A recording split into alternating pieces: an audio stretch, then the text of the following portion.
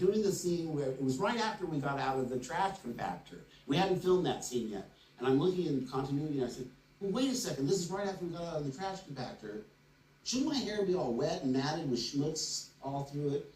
And he turns to me and says, hey, kid, it ain't that kind of movie.